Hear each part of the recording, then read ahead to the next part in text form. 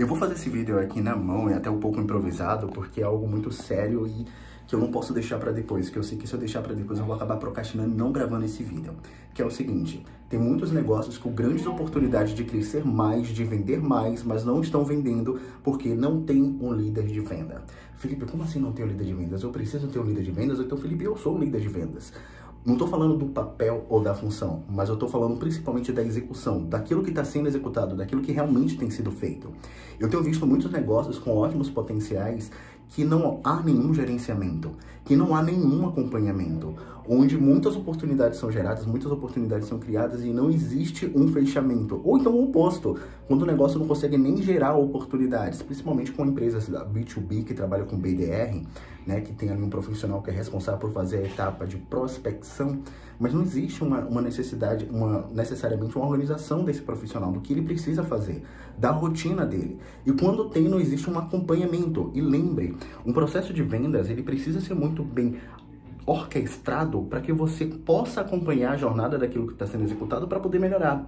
Existem alguns negócios que têm muito mais facilidade para poder vender, principalmente quando são negócios mais genéricos, por assim dizer, ou de tickets mais baixos, são mais fáceis de vender.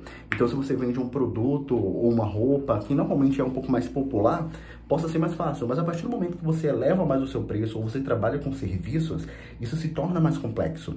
E a falta de gerenciamento desses dados e dessas informações pode fazer você não conseguir alcançar o resultado que você deseja, certo? Porque você não sabe quantas pessoas estão sendo contatadas, quantas dessas pessoas se tornaram uma oportunidade, quem são essas oportunidades, elas realmente são, quem é esse potencial cliente. Sem essas informações, fica muito difícil para você poder conseguir escalar o seu processo de vendas.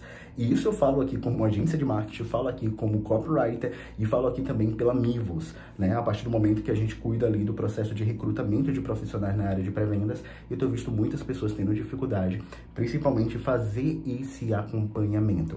E o alerta que eu tenho para poder trazer para você aqui é o seguinte: quando você tem um processo de vendas, você precisa analisar alguns pontos, que são o seguinte. Então, um gestor comercial, ele precisa estar atento a alguns pontos, que são o seguinte. Número 1, qual é a rotina e a tarefa da pessoa que vai estar atuando ali no dia a dia. Se essa pessoa for você, qual é a sua rotina, a sua tarefa?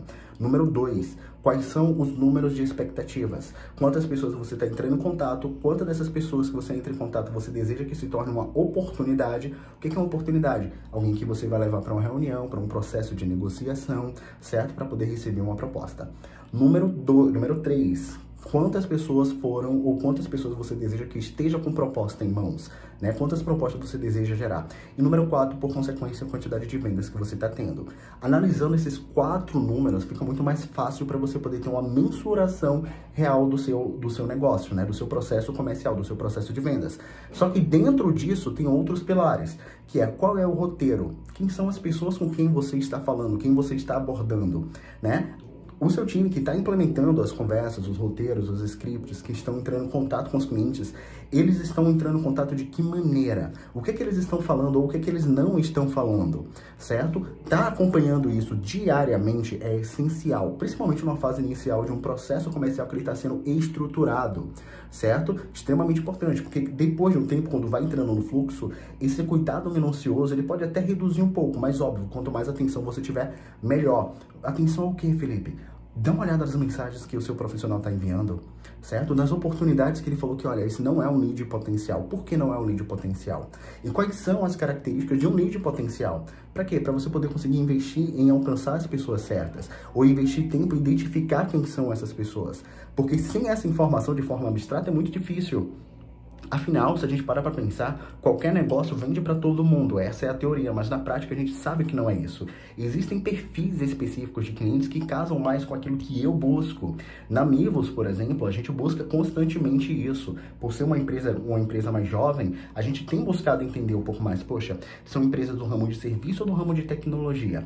São empresas que elas estão em qual patamar, qual é o tamanho dessa empresa? Porque a gente sabe que tem alguns perfis que a gente vende mais rápido, mas tem alguns perfis que a gente vende mais devagar, pagar, porém, com o tempo, essa pessoa compra mais e mais vezes. E entender isso é essencial para a gente poder direcionar a nossa comunicação, direcionar até mesmo a estratégia que a gente vai estar adotando. Porém, se eu não acompanho o que o meu SDR ele está fazendo, quantos contatos ele está fazendo, quantos desses contatos foram atendidos, quantos desses que foram atendidos se tornaram oportunidade, e por que se tornaram oportunidade, principalmente porque não se tornaram oportunidade, é muito difícil para eu poder escalar essa minha operação.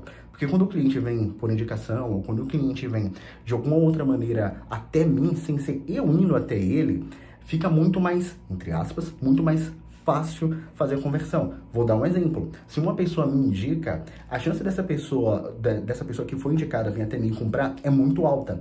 Mas a partir do momento que eu rodo um anúncio e atraio pessoas, ou se eu vou ativamente até a pessoa prospectar ela, a chance de conversão são muito menores. E ter atenção a esses detalhes são essenciais. Porque não necessariamente tem uma outra pessoa influenciando naquele processo de decisão. Não foi uma indicação. Estou fazendo uma prospecção. E quando chega nesse momento, é aí que nós somos treinados ou que nós somos testados como líderes de vendas, como gestores comerciais ou até mesmo gestores de negócio no contexto geral.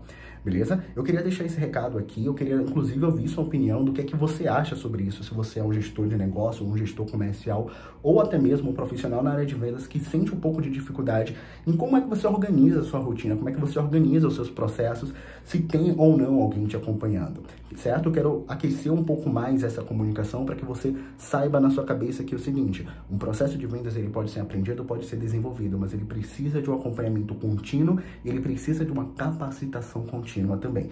Tanto de quem vai estar operando o processo de vendas, quem vai estar ligando, quem vai estar mandando a mensagem, assim por diante, como também de quem vai estar gerindo isso, certo? Então é isso, um beijo no coração, deixa aqui nos comentários qual a sua opinião sobre o que eu trouxe hoje.